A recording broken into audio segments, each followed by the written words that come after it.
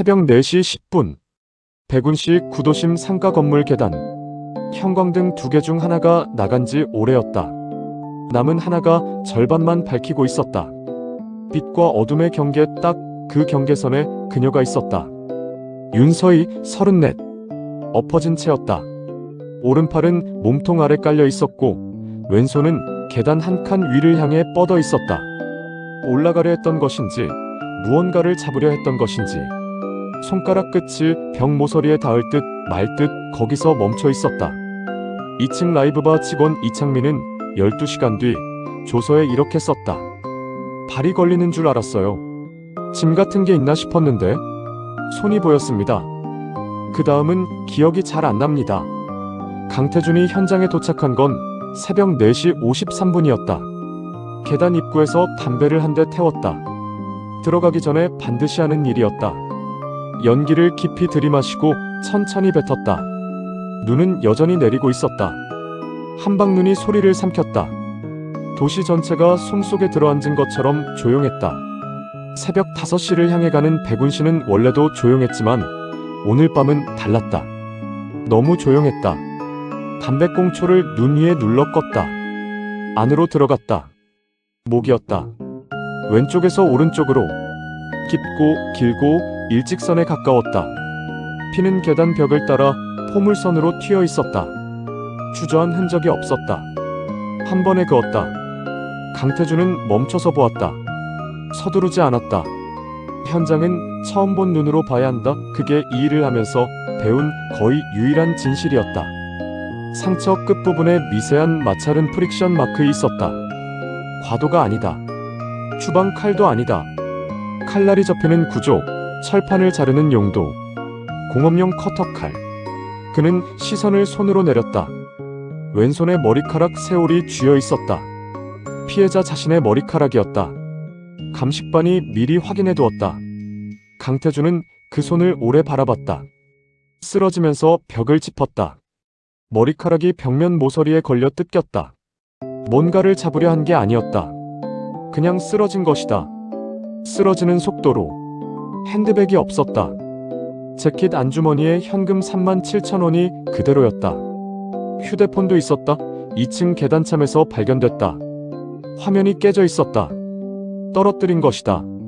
떨어지면서 핸드백만 없었다. 강태준은 천천히 일어섰다. 무릎이 욱신거렸다. 겨울마다 그랬다. 감식반장이 다가왔다. 비명 목격자 없고요.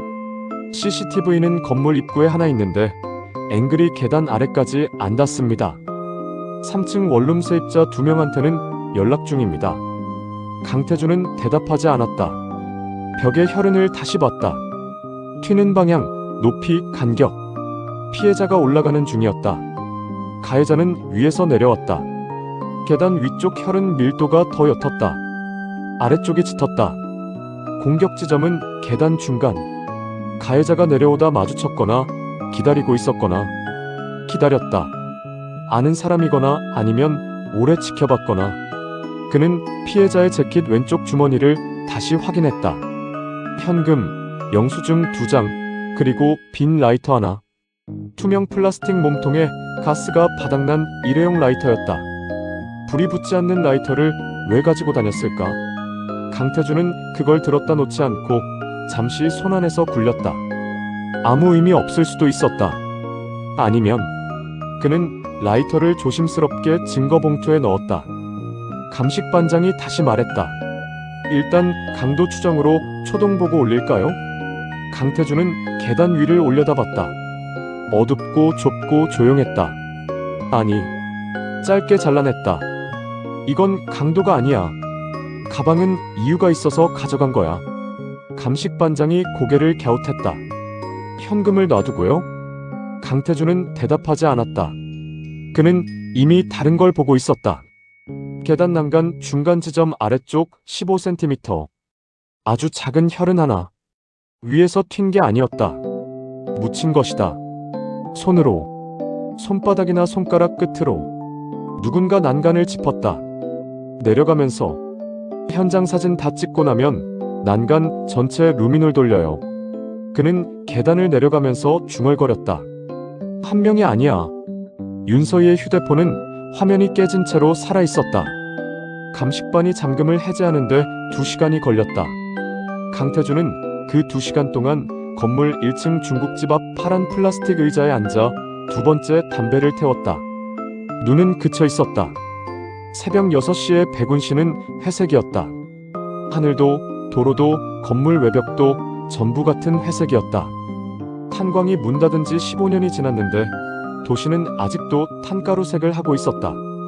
형사 박수현 38이 다가와 옆에 섰다. 3층 세입자 한 명은 어젯밤 친구 집에서 잤고 한 명은 수면제 먹고 자서 아무것도 못 들었다고 합니다. 수면제 처방전 확인해. 네. 어젯밤 서희씨 마지막 동선. 박수현이 수첩을 폈다. 밤 11시까지 2층 라이브바 근무. 퇴근 후 편의점에서 소주 한 캔이랑 오징어 과자 3. 편의점 CCTV에 새벽 1시 20분에 나옵니다. 그 다음이 없어요. 편의점에서 여기까지 걸어서 4분. 네. 1시 20분에서 4시 10분. 2시간 50분. 강태준은 담배를 껐다. 그 사이에 뭔가 있어. 휴대폰 기록이 넘어왔다. 강태준은 조수석에 앉아 화면을 훑었다. 카카오톡 대화 목록이 먼저 눈에 들어왔다. 저장된 이름들. 오빠, 민수야, 도혁씨, 사장님, 그냥 오빠, 돈 줘 제발. 강태준은 멈췄다. 마지막으로 수신된 메시지. 발신자 도혁씨. 시각 사건 당일 오후 11시 42분. 연락 안 되네요. 먼저 갑니다. 그게 전부였다. 서희 쪽 답장은 없었다. 강태준은 발신자 정보를 확인했다. 저장된 번호로 역추적 들어갔다. 결과가 나오는데 30분이 걸렸다. 박도혁, 51세, 백운시 일대 건설업, 박도혁 건설 대표, 시의원 2번, 지역 상공회의소 부회장. 강태준은 숫자를 봤다. 진흥은행 계좌 이체 내역, 박도혁 명의 법인 계좌에서 윤서희 명의 개인 계좌로 6개월 사이 총 11차례, 합산 4,200만 원. 박수현이 뒷좌석에서 말했다. 후원이라고 하기엔 많고 월급이라고 하기엔 불규칙하네요. 강태준은 대답하지 않았다. 2번째로 눈에 걸린 이름은 민수였다. 대화 내용은 짧았다. 서희 이번 달도 없어. 미안. 민수 씨발 언제까지? 서희 조금만. 민수 조금만이 몇 달째야. 이후 읽지 않은 메시지 7개. 전부 민수에게서 왔다. 마지막 메시지나 진짜 참을 만큼 참았어. 시각은 사흘 전. 강태준은 수첩에 민수라고 썼다. 이름이 저장만 돼 있고 성이 없었다. 조회가 필요했다. 3번째는 폭력 전 남친이었다. 대화방 이름은 차단됨이었다. 내용은 볼 수 없었다. 강태준은 그걸 따로 적었다. 박수현이 말했다. 용의자가 너무 많네요. 그래서 이상한 거야. 강태준은 창밖을 봤다. 눈 녹은 도로에 염화칼슘 자국이 하얗게 번져 있었다.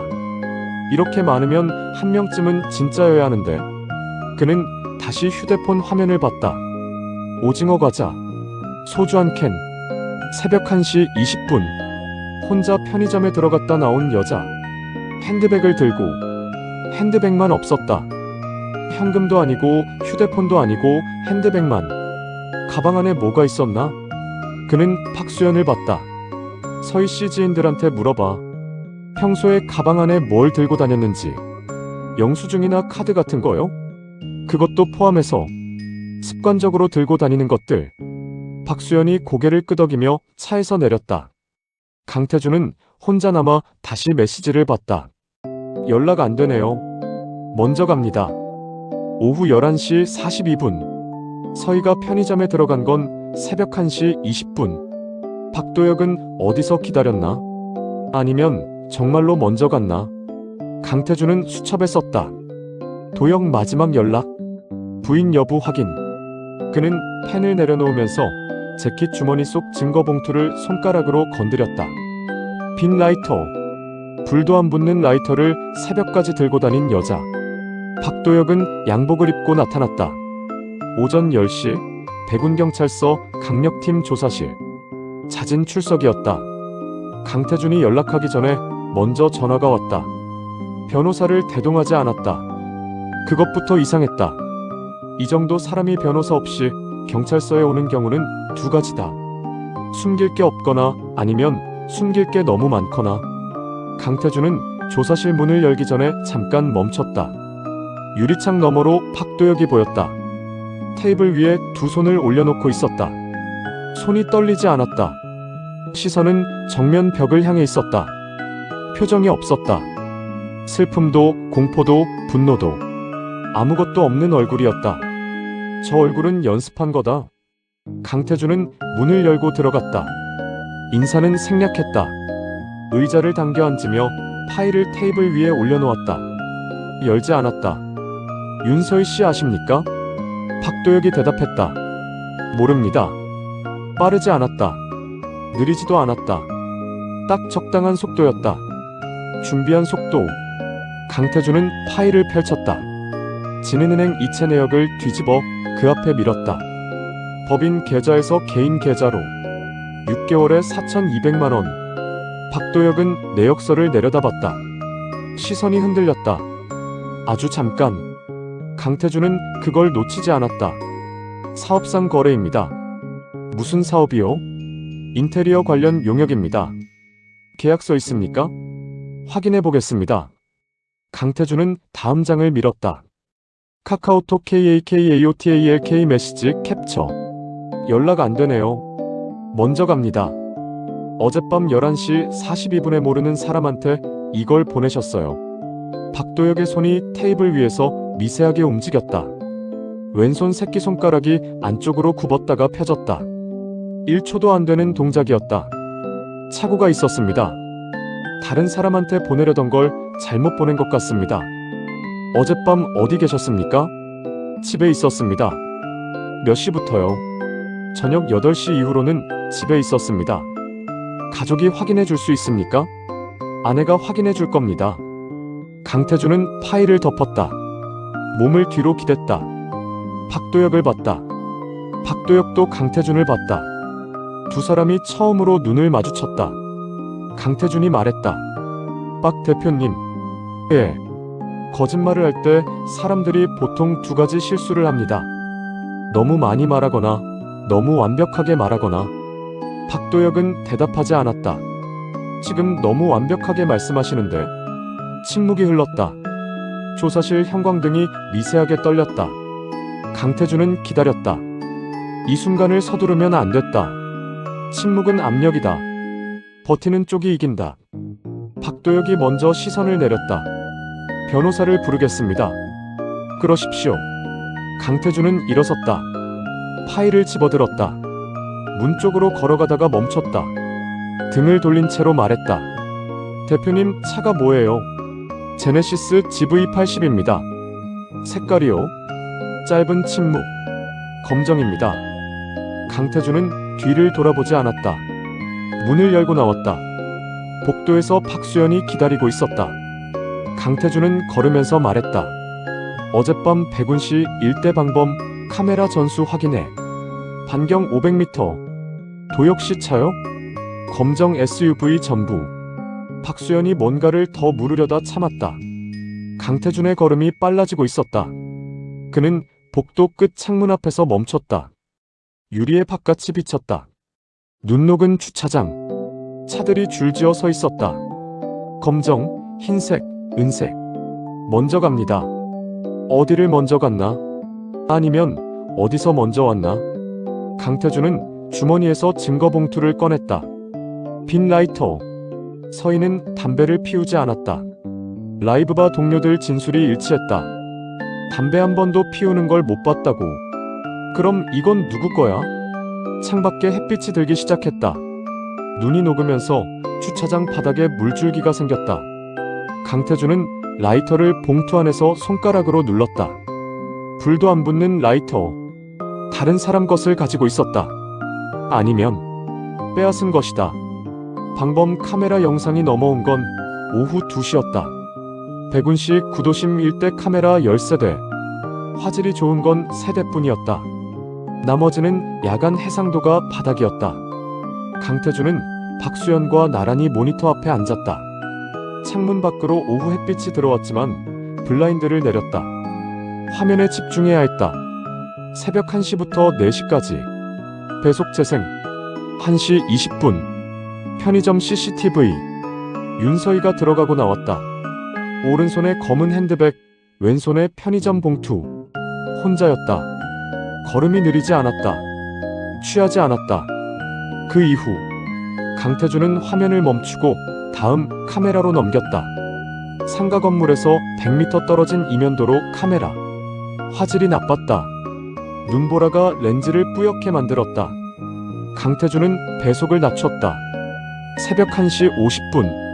화면 오른쪽 끝에서 차 한 대가 들어왔다. 라이트가 꺼져 있었다. 강태준의 손이 스페이스바 위에서 멈췄다. 라이트를 끄고 이면도로를 들어오는 차. 눈보라 속에서 새벽 2시를 향해 가는 시각에 박수연이 말했다. 저거 고의로 끈 거 맞죠? 강태준은 대답 대신 영상을 앞으로 당겼다. 차가 화면 중앙을 지나쳤다. 검정이었다. SUV였다. 번호판 각도가 카메라를 비껴갔다. 차종 식별이 안 됐다. 강태준은 영상을 멈추고 프레임을 한 장씩 넘겼다. 23, 24, 25, 26번째 프레임에서 차 측면이 가로등 불빛에 반초 걸렸다. 이거 복원 요청해. 원본 파일로. 감식팀이요? 아니면 도청 디지털 포렌식 팀이요? 도청. 박수연이 자리에서 일어났다. 강태준은 화면을 계속 봤다. 차는 이면도로를 빠져나가 화면 왼쪽으로 사라졌다. 새벽 1시 54분이었다. 사건 발생 추정 시각보다 2시간 이상 앞섰다. 강태준은 수첩을 폈다. 숫자들 사이에 공백이 보였다. 차가 왔다 갔다. 그 사이 2시간. 서희가 편의점에서 나와 건물로 돌아간 시각. 그리고 죽어있던 시각. 강태준은 펜을 내려놓았다. 차가 오고 간 것과 서희가 죽은 것. 두 사건 사이에 연결고리가 있는가, 없는가? 있다면 어떤 연결인가? 차 안에 있던 사람이 죽인 것인가? 아니면 죽는 걸 봤는가? 아니면 죽은 다음에 온 것인가? 경우의 수가 너무 많았다. 오후 4시. 도청 디지털 포렌식 팀에서 복원 결과가 넘어왔다. 예상보다 빨랐다. 강태준은 파일을 열었다. 화질이 개선된 프레임. 차 측면. 가로등 불빛이 닿은 지점. 차종이 보였다. 제네시스 GV80. 강태준은 화면을 봤다. 번호판은 여전히 식별이 불가능했다. 하지만 차종은 확실했다. GV80. 국내 등록 대수가 적지 않은 차였다. 이것만으로 박도혁을 특정할 수는 없었다. 그런데 강태준은 프레임을 2장 더 넘겼다. 차후면 유리 왼쪽 하단. 스티커 하나. 작고 흰 스티커였다. 내용은 식별이 안 됐다. 하지만 위치와 크기는 보였다. 강태준은 그 부분을 확대 요청했다. 해상도 한계였다. 뭔지 알 수 없었다. 그는 의자를 뒤로 밀고 일어섰다. 박도혁의 차를 직접 봐야 했다. 오후 5시. 박도혁의 사무실 주차장. 강태준은 혼자 갔다. 차는 있었다. 검정 GV80. 번호판을 확인했다. 영상 속 차와 번호판 일부 숫자가 일치하는지 대조했다. 번호판은 끝내 식별이 안 됐으므로 이건 증거가 못 됐다. 하지만 후면 유리 왼쪽 하단. 흰 스티커가 붙어 있었다. 백운시 장애인 주차구역 이용 스티커였다. 발급번호가 찍혀 있었다. 네모 반듯한 흰 스티커. 영상 속 위치와 크기가 일치했다. 강태준은 차 앞에서 멈췄다. 사무실 건물 안에 박도혁이 있었다. 오늘 오후 변호사를 불렀고 추가 조사에 응하지 않겠다는 의사를 밝혔다. 법적으로 지금 당장 할 수 있는 건 없었다. 강태준은 차를 한 바퀴 돌았다. 트렁크, 문, 사이드미러, 타이어. 타이어에 흙이 묻어 있었다. 아스팔트 위를 달린 차 타이어가 아니었다. 비포장 흙이었다. 겨울 흙 특유의 색이었다. 회갈색, 약간 젖어있는. 백운시 구도심 이면도로. 포장이 안 된 구간이 두 군데 있었다. 강태준은 주머니에서 증거봉투를 꺼내 타이어 흙 일부를 긁어 담았다. 비공식 채취였다. 나중에 문제가 될 수도 있었다. 그는 개의치 않았다. 그는 주차장을 나오면서 수첩에 썼다. 도역 현장 근처에 있었다. 확실. 다음 왜 신고 안 했나? 그리고 한 줄을 더 썼다. 두 번째 사람. 해가 졌다. 백운시가 다시 어두워졌다. 강태준은 차에 타면서 히터를 켰다. 조수석에 올려둔 증거봉투와 안라이터가 눈에 들어왔다. 빈 라이터. 박도혁은 담배를 피웠다. 사무실 입구 잿더리에 꽁초가 수북했다. 강태준은 그걸 오늘 오후 봤다. 그는 라이터를 봉투 밖에서 손가락으로 눌렀다. 이게 네 거냐? 대답은 없었다. 그때 전화가 울렸다. 박수연이었다. 팀장님, 박도혁 씨 알리바이 깨졌습니다. 아내가 진술 번복했어요. 강태준은 히터 바람 소리 속에서 눈을 감았다. 그는 생각했다. 진짜 범인은 저렇게 허술하게 거짓말하지 않는다. 아내의 이름은 박미숙이었다. 전화 진술 번복이 아니었다. 직접 서에 나타났다. 오후 6시 20분. 남편이 변호사를 부른 지 2시간이 채 안 된 시각이었다. 강태준이 조사실에 들어섰을 때 박미숙은 이미 앉아 있었다. 핸드백을 무릎 위에 올려놓고 두 손으로 꽉 쥐고 있었다. 손마디가 하얗게 변해 있었다. 강태준은 맞은편에 앉았다. 직접 오셨네요. 전화로 할 말이 아닌 것 같아서요. 목소리가 떨리지 않았다.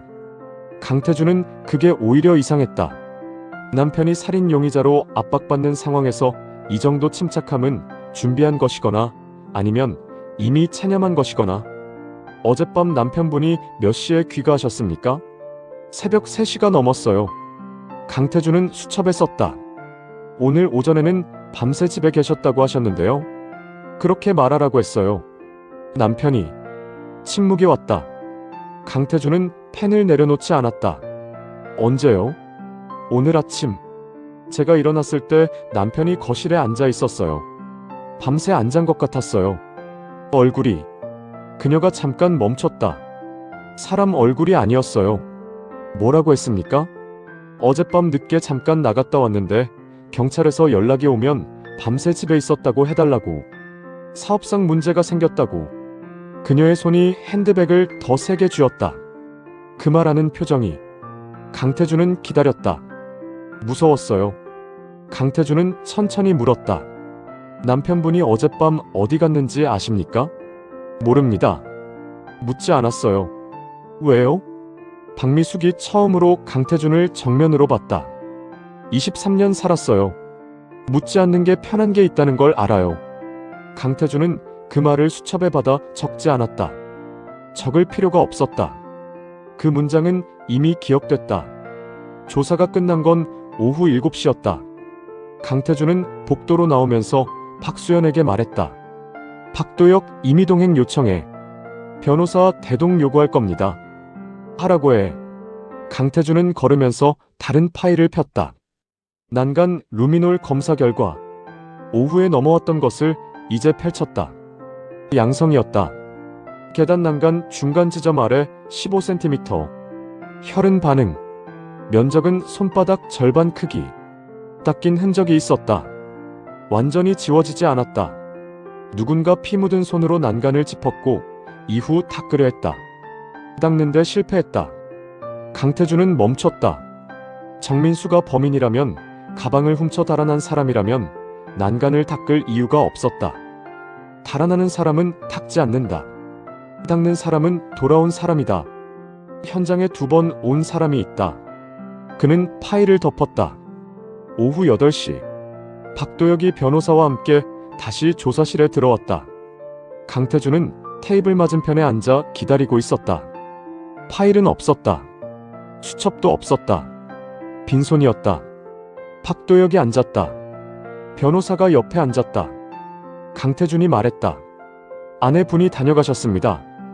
박도혁의 얼굴에서 처음으로 균열이 생겼다. 눈 주위가 미세하게 떨렸다. 턱이 아주 조금 내려갔다 올라왔다. 변호사가 끼어들었다.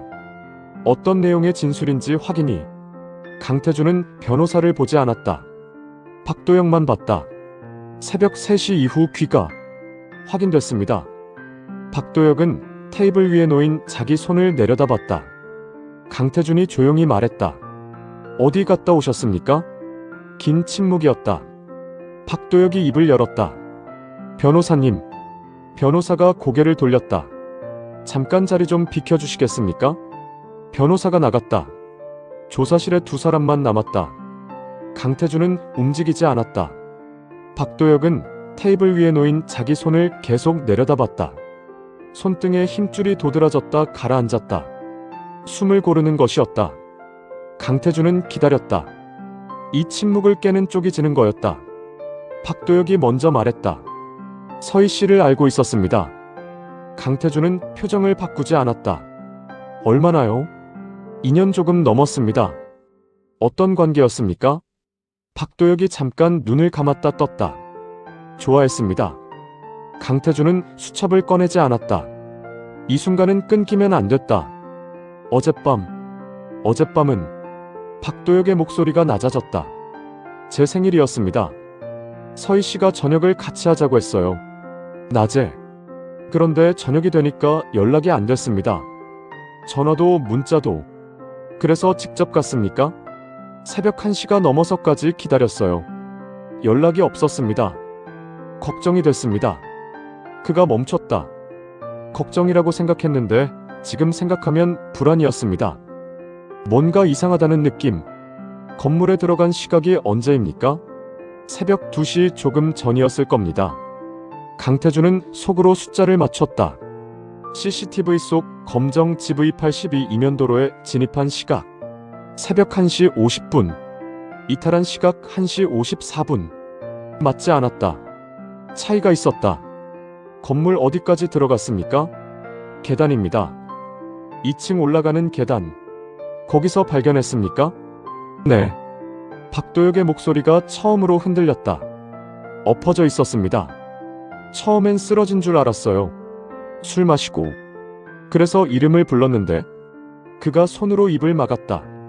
잠시 후 손을 내렸다. 목을 봤습니다. 강태준은 기다렸다. 제가 갔을 때는 이미 죽어 있었습니다.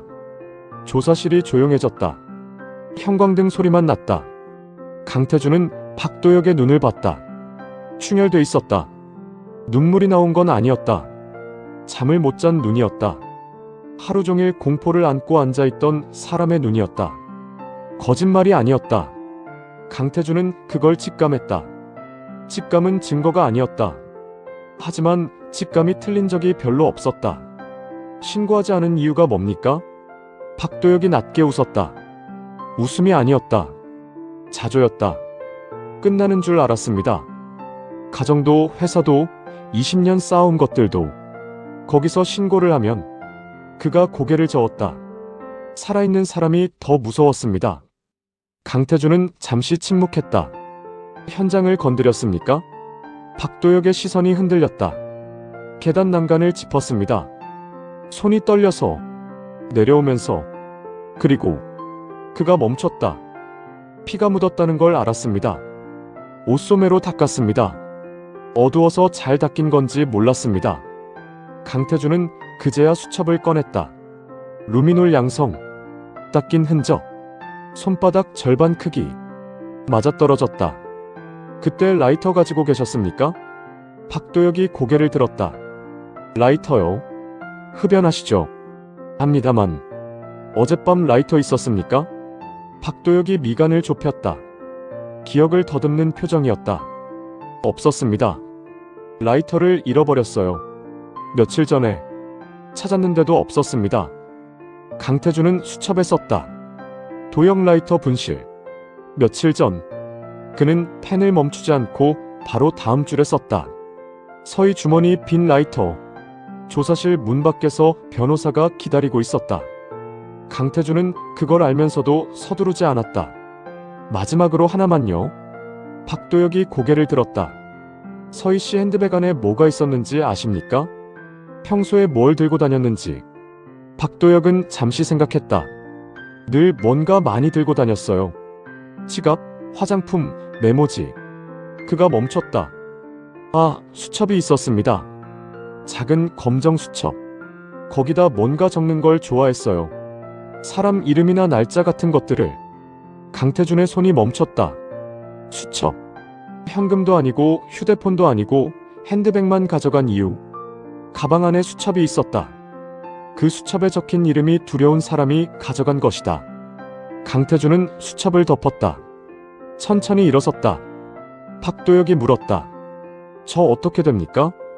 강태준은 문 쪽으로 걸어가면서 대답했다.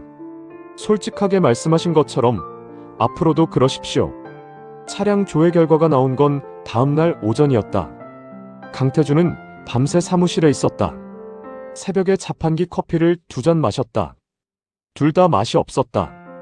박수연은 자정 넘어 귀가했다가 오전 7시에 다시 나타났다. 눈밑이 거뭇했다. GV80 장애인 주차 스티커 발급 번호 조회 결과 나왔습니다. 강태준은 고개를 들었다. 박도영 명의입니다. 2년 전 발급. 본인 명의 아니고 장모 명의로 대리 발급받은 거라 시간이 좀 걸렸습니다. 강태준은 고개를 끄덕였다. 예상한 결과였다. 이제 박도혁의 차량이 현장 인근에 있었다는 건 공식 증거가 됐다. 하지만 박도혁은 어젯밤 진술에서 현장 방문을 자백했다. 이 증거는 그를 조이는 게 아니라 오히려 그의 진술을 뒷받침하는 방향으로 작동했다. 도혁 씨는 증거인멸 쪽으로 가는 거고 박수연이 다른 파일을 내밀었다. 이게 문제입니다. 방범 카메라 영상 복원 결과 추가본이었다. 어젯밤 도청 디지털 포렌식 팀이 원본 파일을 한 번 더 돌렸다. 오류로 저장되지 않았던 프레임이 복원됐다. 강태준은 화면을 봤다. 새벽 3시 17분. 상가 건물에서 200m 떨어진 골목 초입. 차 한 대가 서 있었다. 라이트가 꺼져 있었다. GV80이 아니었다. 차종이 달랐다. 낡은 준중형 세단이었다. 화면 속에서 차 문이 열리고 사람이 내렸다. 후드를 뒤집어 쓰고 있었다. 체형은 날렵했다. 키가 크지 않았다. 그 사람이 골목 안쪽으로 걸어 들어갔다. 방향은 상가 건물 쪽이었다. 강태준은 프레임을 앞으로 당겼다. 12분 후, 새벽 3시 29분, 같은 사람이 골목에서 나왔다. 손에 뭔가를 들고 있었다. 크기가 작았다. 핸드백이었다. 강태준은 화면을 멈췄다. 박도혁이 현장에서 이탈한 시각은 새벽 2시 전후였다. 이 사람은 그 이후에 왔다. 박도혁이 떠난 다음 이 사람이 들어갔다. 그리고 핸드백을 들고 나왔다. 차량 번호 조회했어? 했습니다. 박수연이 수첩을 폈다. 정민수, 29세, 백운시 거주. 전과 있습니다. 절도 2건, 폭행 1건. 현재 무직. 강태준은 등받이에 몸을 기댔다. 정민수. 서희 휴대폰 카카오톡에 있던 이름이었다. 시발 언제까지? 조금만이 몇 달째야. 나 진짜 참을 만큼 참았어. 채무관계였다. 감정이 격했다. 충동 조절이 안 되는 사람의 문체였다. 지금 어딨어? 휴대폰이 꺼져 있습니다. 등록된 주소는 백운시 구도심 고시원인데 사흘째 안 들어왔다고 합니다.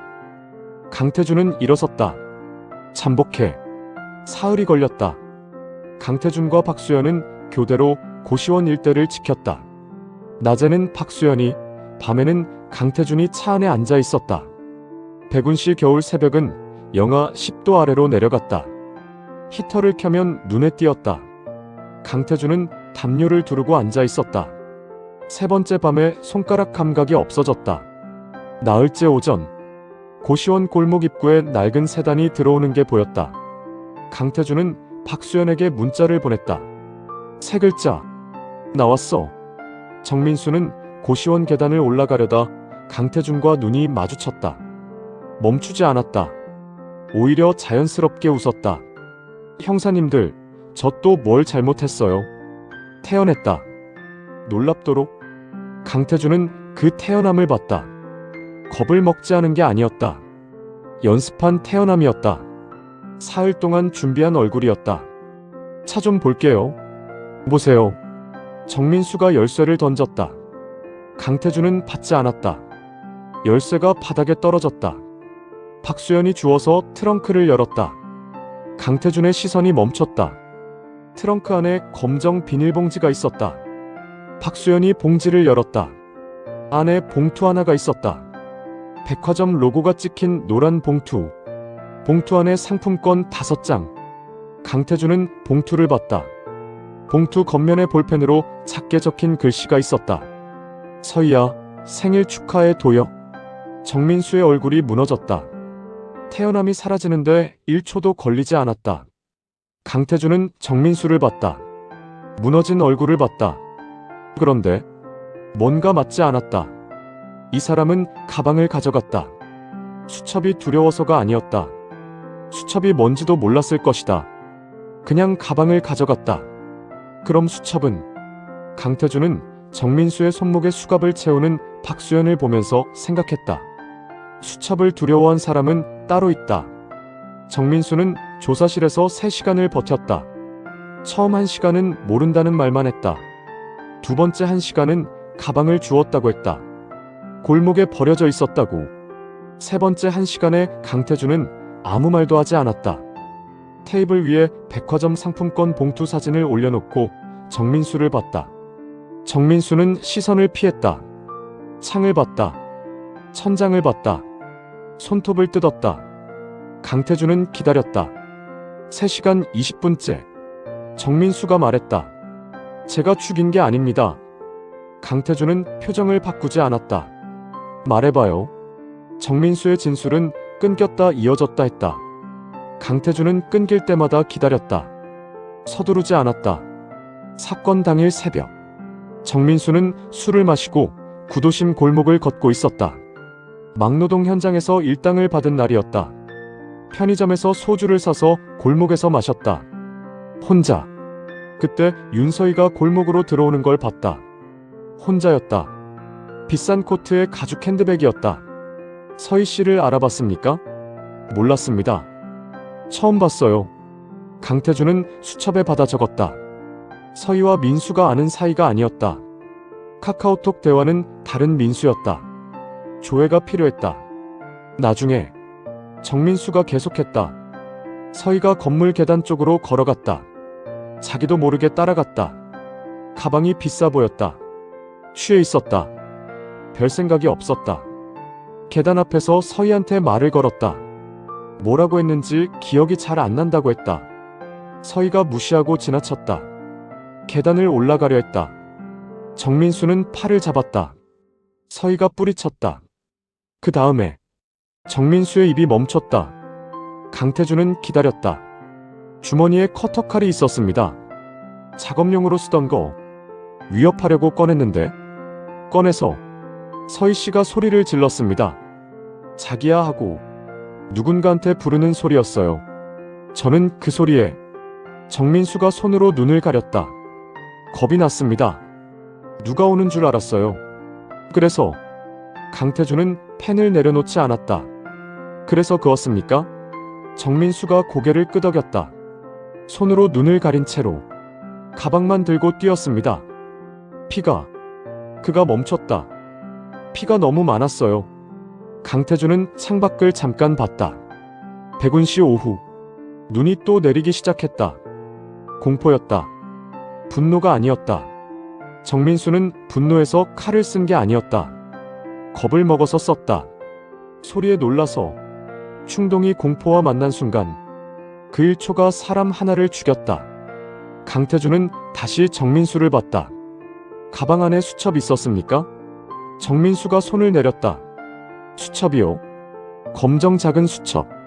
있었습니다. 가방 안에 이것저것 많았는데 그 수첩 지금 어디 있습니까? 버렸습니다. 가방이랑 같이. 상품권 봉투만 꺼내고 나머지는 남대천 다리 밑에 버렸어요. 강태준은 즉시 박수연에게 문자를 보냈다. 남대천 다리 밑 수거. 강태준은 다시 정민수를 봤다. 수첩을 버렸다. 내용도 모르고 버렸다. 그럼 수첩을 두려워한 사람은 현장에서 가져가지 못한 것이다. 박도혁은 현장에서 핸드백을 보지 못했다. 정민수가 이미 들고 간 다음이었다. 박도혁이 도착했을 때 가방은 없었다. 수첩도 없었다. 박도혁은 수첩의 존재를 몰랐다. 그럼 수첩을 두려워한 사람은 누구인가? 강태준은 멈췄다. 처음부터 다시 생각했다. 수첩. 서희가 습관적으로 적던 것. 사람 이름, 날짜. 금전거래, 관계. 그걸 두려워할 사람. 그는 서희 휴대폰 카카오톡 목록을 다시 떠올렸다. 오빠. 민수야. 도혁씨. 사장님. 그냥 오빠. 돈 줘 제발. 차단됨. 전 남친이었다. 대화 내용을 볼 수 없었던 계정. 강태준은 그걸 조회 목록 뒤쪽에 밀어뒀었다. 용의자가 넘쳐났으니까. 그는 수첩을 폈다. 차단된 번호 신원 조회. 우선순위 올릴 것. 그런데 남대천 수거 결과가 오후 늦게 넘어왔다. 가방잔에 화장품, 지갑, 수첩은 없었다. 강물에 쓸려갔거나 아니면 누군가 먼저 가져갔거나. 강태준은 파일을 덮었다. 수첩이 없었다. 있어야 할 게 없었다. 이 사건에서 없어지는 것들은 전부 이유가 있었다. 핸드백은 정민수가 가져갔다. 라이터는 서희가 갖고 있었다. 수첩은. 그는 재킷을 집어들었다. 박수연이 물었다. 어디 가십니까? 강태준은 대답하면서 걸었다. 처음부터. 남대천 다리 밑에서 수첩이 나오지 않은 건 그날 밤 강태준의 머릿속을 떠나지 않았다. 그는 사무실로 돌아오지 않았다. 대신 상가 건물 앞에 차를 세웠다. 사건 현장. 폴리스 라인은 거친 지 이틀이 됐다. 건물은 다시 일상으로 돌아가 있었다. 1층 중국집에서 불빛이 새어나왔다. 2층 라이브바는 아직 닫혀 있었다. 강태준은 차에서 내리지 않았다. 계단 입구를 봤다. 처음부터 다시. 서희는 새벽 1시 20분에 편의점에서 나왔다. 건물까지 걸어서 4분. 1시 24분에 건물에 도착했을 것이다. 정민수가 계단 앞에서 서희를 마주친 건 그 직후였다. 1시 30분 안팎. 서희가 죽은 것도 그 시각이었다. 박도혁이 현장에 도착한 건 새벽 2시 전후. 정민수가 핸드백을 들고 현장을 이탈한 건 새벽 3시 17분. 숫자들이 맞아떨어졌다. 그런데 강태준은 수첩을 폈다. 차단됨 전 남친. 신원 미확인. 그는 이걸 뒤로 밀어뒀었다. 용의자가 많았으니까. 정민수가 잡혔으니까. 사건은 사실상 해결된 것처럼 보였다.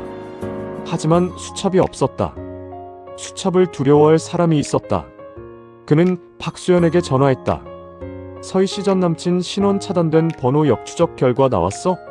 아까 올라왔는데 팀장님한테 문자 드렸는데요. 강태준은 문자함을 열었다. 확인하지 못한 문자가 쌓여 있었다. 이름이 보였다. 최재성, 37, 백운시 인근 동면 거주. 전과 특수상해 일건. 피해자 윤서희. 3년 전. 당시 합의 처리. 강태준은 문자를 닫았다.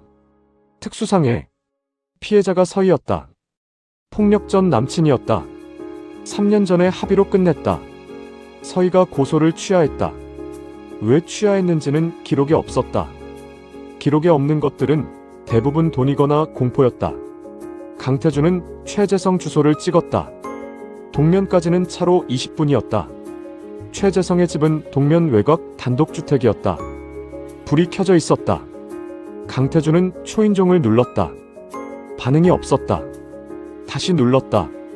안에서 움직이는 소리가 났다. 발소리가 느렸다. 서두르지 않는 사람의 걸음이었다. 문이 열렸다. 최재성은 강태준보다 키가 작았다. 마른 체형이었다. 눈이 작고 깊었다. 강태준을 보고 놀라지 않았다. 그것부터 이상했다. 형사님이시죠? 강태준은 대답하지 않았다. 들어오세요. 기다렸습니다. 거실에 들어서자마자 강태준의 시선이 테이블 위에 꽂혔다. 검정 수첩이었다. 작고 낡은 수첩. 테이블 한가운데 놓여 있었다. 숨기지 않았다. 일부러 꺼내놓은 것처럼 강태준은 최재성을 봤다. 남대천 다리 밑에 먼저 갔군요. 최재성이 소파에 앉았다. 강태준도 맞은편에 앉았다. 서희한테 연락 왔습니다. 사건 당일 밤에 강태준은 수첩에서 시선을 떼지 않으면서 말했다. 몇 시예요? 새벽 1시쯤이요. 문자였어요. 더 이상 못 참겠다고. 다 말하겠다고. 강태준은 수첩을 봤다. 서희가 수첩에 적어온 것들. 사람 이름, 날짜, 금액. 최재성이 두려워한 것들이 거기 있었다. 뭘 말하려 했습니까? 최재성이 잠시 눈을 감았다. 3년 전 일이요. 제가 서희를 다치게 한 것. 합의금으로 막았는데. 그가 눈을 떴다. 그게 전부가 아니었어요. 서희가 알고 있었어요. 제가 그때 다른 사람도 다치게 했다는 걸. 강태준은 멈췄다. 누구를요? 서희 친구였습니다. 서희 때문에 같이 있다가 최재성의 목소리가 낮아졌다. 그 친구는 합의를 안 했어요. 공소시효가 아직 남아있습니다. 강태준은 숫자를 머릿속에서 맞췄다. 3년 전 특수상해 공소시효 7년 아직 4년이 남아있었다. 서희는 그걸 수첩에 적어뒀다. 날짜, 이름, 정황 그리고 더 이상 못 참겠다고 문자를 보냈다. 최재성은 새벽에 건물로 갔다. 그런데 서희는 이미 죽어 있었다. 정민수가 먼저였다. 최재성이 도착했을 때 계단에 서희가 있었다. 시신을 발견했군요. 최재성이 고개를 끄덕였다. 핸드백이 없었습니다. 수첩도 없었어요. 찾았는데. 그래서 며칠 뒤 다리 밑을 뒤졌습니다. 가방 잔해들 사이에 수첩이 있었어요. 신고하지 않았습니다. 못했습니다. 강태준은 테이블 위 수첩을 봤다. 최재성은 수첩을 가져왔지만 증거를 인멸하지 않았다. 꺼내놓고 기다렸다. 왜 갖고 계십니까? 없애지 않고. 최재성이 오랫동안 말이 없었다. 서희가. 그가 낮게 말했다. 저한테 맞으면서도 신고를 안 했어요. 제가 무서워서가 아니라 제 가족이 힘들어질까봐. 그걸 나중에 알았습니다. 그의 시선이 수첩으로 향했다. 없애면 안 됐어요. 서희가 평생 들고 다닌 거니까. 조사실이 아니었다. 거실이었다. 형광등 불빛이 따뜻했다. 강태준은 그 따뜻함이 어울리지 않는다고 생각했다. 그는 수첩을 증거봉투에 넣었다. 똑같이 가셔야 합니다. 최재성은 일어섰다. 저항하지 않았다. 강태준은 현관을 나서면서 주머니 속 증거봉투를 손가락으로 건드렸다. 빈 라이터. 서희는 비흡연자였다. 박도혁의 라이터를 갖고 있었다. 불도 붙지 않는 라이터를 왜 버리지 않고 갖고 다녔을까? 강태준은 밤하늘을 잠깐 올려다봤다. 이 남자가 나한테 돌아올 거라고 생각했나? 불이 붙지 않아도 라이터는 라이터였다. 돌아올 거라는 믿음이 있었다. 아니면 그 믿음이 식어가는 걸 알면서도 버리지 못한 것이었다. 강태준은 시선을 내렸다. 눈이 내리기 시작했다. 봄이 오지 않을 것 같던 백운시에도 결국 봄이 왔다. 눈이 녹았다. 계단 틈 사이 얼어붙었던 것들이 녹아 흘렀다. 강태준은 사건 파일을 덮기 전에 마지막으로 한 번 더 읽었다. 습관이었다. 끝난 사건도 한 번 더 봤다. 놓친 게 있는지, 틀린 게 있는지. 결과는 이랬다. 정민수 살인 및 강도 혐의. 구속 기소. 국선 변호인이 심신미약을 주장했지만 받아들여지지 않았다. 충동조절 장애는 면죄부가 아니었다. 재판부는 징역 20년을 선고했다. 정민수는 선고 직후 울지 않았다. 그냥 고개를 숙였다. 강태준은 방청석에서 그걸 봤다. 고개를 숙이는 방식이 뉘우침인지 체념인지 알 수 없었다. 둘 다일 수도 있었다. 박도혁 증거인멸 및 수사방해 혐의. 불구속 기소. 변호인단이 붙었다. 집행유예가 유력했다. 회사는 아직 돌아가고 있었다. 아내 박미숙은 이혼 서류를 냈다. 강태준은 그 소식을 박수연한테서 들었다. 박수연은 잘 됐다고 했다. 강태준은 아무 말도 하지 않았다. 최재성 수사방해 혐의, 그리고 3년 전 특수상해 재기소. 서희 친구의 고소장이 접수됐다. 서희가 수첩에 적어둔 날짜와 이름이 결정적 증거가 됐다. 최재성은 전부 인정했다. 재판이 진행 중이었다. 강태준은 파일을 덮었다. 세 남자, 세 가지 방식으로 한 여자의 죽음에 연루됐다. 한 명은 죽였다. 한 명은 도망쳤다. 한 명은 기다렸다. 셋 다 살아있었다. 서희만 없었다. 그는 서랍을 열었다. 증거 봉투가 있었다. 빈 라이터. 사건 종결 이후 반납했어야 했는데 아직 갖고 있었다. 규정 위반이었다. 강태준은 그걸 알면서도 내놓지 않았다. 투명 플라스틱 몸통. 가스가 바닥난 일회용 라이터. 박도혁이 잃어버렸다고 했다. 서희가 갖고 있었다. 강태준은 봉투 밖에서 라이터를 손가락으로 눌렀다. 철컥. 불이 붙지 않았다. 당연했다. 가스가 없었다. 왜 버리지 않았나? 서희는 비흡연자였다. 불도 붙지 않는 라이터였다. 그런데도 재킷 주머니에 넣고 새벽 골목을 걸었다. 편의점에 갔다 돌아오는 새벽에도 혼자. 강태준은 오래 생각했다. 박도혁은 2년 넘게 서희와 관계를 이어왔다. 유부남이었다. 끝낼 수 없는 관계였다. 서희도 알았을 것이다. 끝나지 않을 것도 제대로 이어지지도 않을 것도. 그걸 알면서 4,200만 원을 받았고 생일 상품권을 받았고 불 꺼진 라이터를 받았다. 불 꺼진 라이터를 버리지 않았다. 강태준은 창밖을 봤다. 백운시 봄. 눈 녹은 자리에 흙이 드러났다. 흙 위에 작은 것들이 돋아나고 있었다. 도시가 조금씩 바뀌고 있었다. 탄광이 문 닫은 자리에 카페가 생겼다. 고시원 자리에 게스트하우스가 들어섰다. 사람들은 있는 쪽으로 바뀌었다. 강태준은 바뀌지 않았다. 그는 서랍에서 오래된 파일 하나를 더 꺼냈다. 7년 전 사건. 그가 오판한 사건. 단서를 놓쳐서 피해자를 구하지 못한 사건. 파일 표지가 손때로 검었다. 얼마나 많이 펼쳤는지 가늠이 안 됐다. 그는 두 파일을 나란히 놓았다. 7년 전 파일과 윤서희 파일. 7년 전엔 놓쳤다. 이번엔 잡았다. 그런데 기분이 달랐다. 잡았는데 개운하지 않았다. 서희는 돌아오지 않았다. 정민수는 20년이 지나면 나온다. 박도혁은 집행유예로 걸어 나올 것이다. 최재성은 몇 년을 살다 나올 것이다. 서희만 없었다. 강태준은 7년 전 파일을 닫았다. 윤서희 파일을 닫았다. 박수연이 노크도 없이 들어왔다. 팀장님, 새 사건 넘어왔습니다. 태백 쪽에서요. 강태준은 대답하지 않았다. 박수연이 다가와 책상 위 증거 봉투를 봤다. 그거 아직도 갖고 계세요? 응. 반납해야죠. 알아. 박수연이 잠시 강태준을 봤다가 파일을 내려놓고 나갔다. 강태준은 혼자 남았다. 그는 증거 봉투를 집어들었다. 빈 라이터. 서랍에 다시 넣으려다 멈췄다. 잠시 후 그는 봉투를 책상 위에 올려놓았다. 넣지 않았다. 버리지도 않았다. 창밖에 햇빛이 들었다. 백운시 오후. 눈 녹은 계단 틈 사이로 작은 혈흔 하나가 아직 남아있었다. 봄비가 오면 지워질 것이었다. 아니면 지워지지 않을 것이었다. 강태준은 새 파일을 펼쳤다. 태백. 새 사건. 그는 읽기 시작했다. 창문 너머 백운시가 봄 햇살 속에서 조용히 빛났다. 너무 조용했다.